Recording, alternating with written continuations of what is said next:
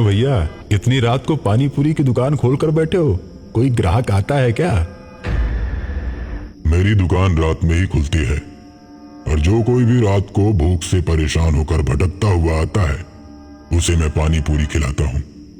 ठीक है भैया, फिर फटाफट मुझे 3 प्लेट पानी पूरी खिला दो, बहुत जोर की भूख लगी है। 3 प्लेट क्या, 4 प्लेट खाओ, 4 प्लेट।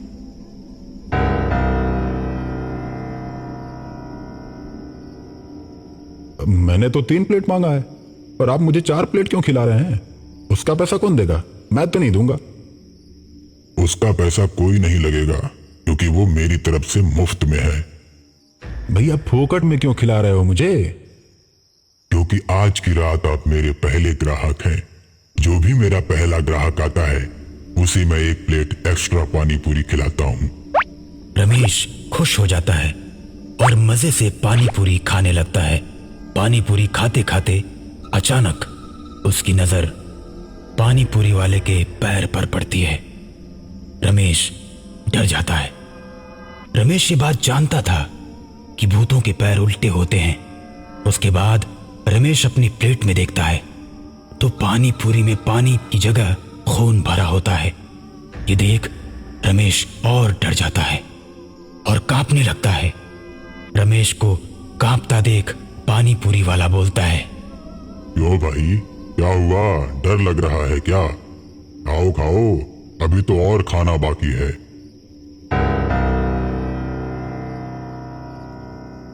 इतना बोलते ही उस आदमी का चेहरा बदलने लगता है। उसकी आंखें लाल और बड़ी हो जाती हैं। अब रमेश उसका चेहरा देख अपनी मोटरसाइकिल छोड़कर भागने लगता है। कहाँ जा रहे हो? अरे पानी पूरी तो खाते जाओ, अभी तो 1 प्लेट ही खाए हो। अब रमेश और तेज भागता है। तभी सामने से गांव के प्रधान अपनी जीप से आते हैं और रमेश को भागता देख अपनी जीप रोक देते हैं।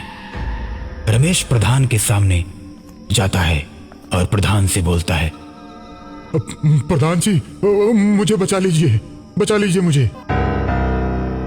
अरे क्या हुआ रमेश, तुम डरे हुए क्यों लग रहे हो? क्या हुआ? प्रधान जी, वहां सामने एक भूत पानी पूरी बेच रहा है। मैं पानी पूरी खाने लगा तभी उसका चेहरा एकदम से बदलने लगा और वो एकदम से भूत बन गया। और जब मैंने पानी पूरी को देखा तो वो मुझे खून वाली पानी पूरी खिला रहा था। अब मेरी मोटरसाइकिल भी वहीं पर है। रमेश तुम भी कुछ भी बात करते हो, कोई भूत भूत नहीं होता। नहीं प्रधान जी, मेरा भरोसा कीजिए, मैं अपनी जान बचाकर भागा हूं वहां से। तुम्हारी बात पर मुझे भरोसा नहीं हो रहा है, लेकिन चलो एक बार चलकर देख लेता हूं।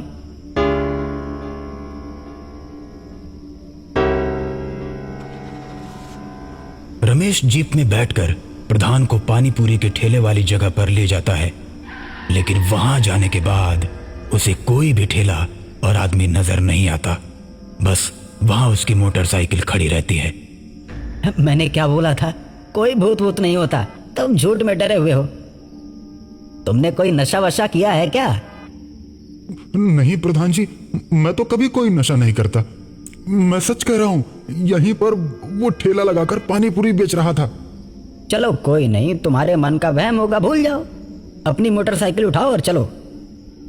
रमेश अपनी मोटरसाइकिल स्टार्ट करता है और जीप के आगे आगे चलने लगता है।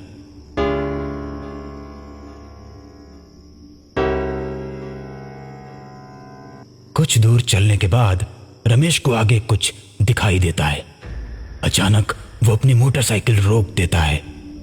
रमेश को रुकता देख प्रधान भी अपनी जीप रोक देता है। अरे अब क्या हुआ, रुक क्यों गए? चलो। रमेश डरते हुए बोलता है, प्रधान जी, सामने से कोई आ रहा है। इतनी देर में वो पानी पूरी वाला रमेश के आगे आकर खड़ा हो जाता है और रमेश की गर्दन पकड़कर कहता है, मैंने तुझे कितनी बार कहा कि पानी पूरी खाकर जा, लेकिन तूने मेरी एक नहीं सुनी। और जो मेरी बात नहीं मानता मैं उसे जिंदा नहीं छोड़ता। अब तुझे मारकर तेरे ही खून से पानी पूरी बनाकर कल दुकान लगाऊंगा।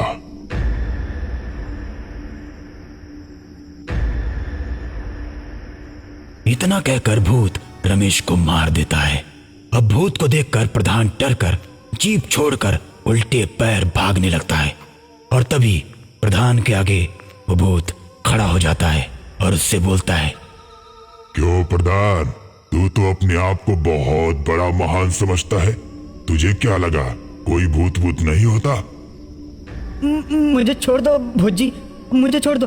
मैं अब कभी भी आपका अपमान नहीं करूंगा।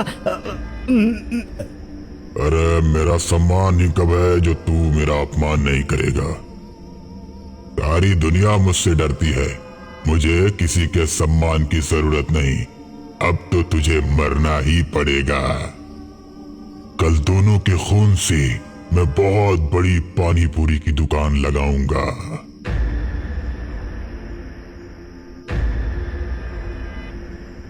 इतना कहकर भूत प्रधान को मार देता है और दोनों के खून से पानी पूरी की दुकान लगाता है।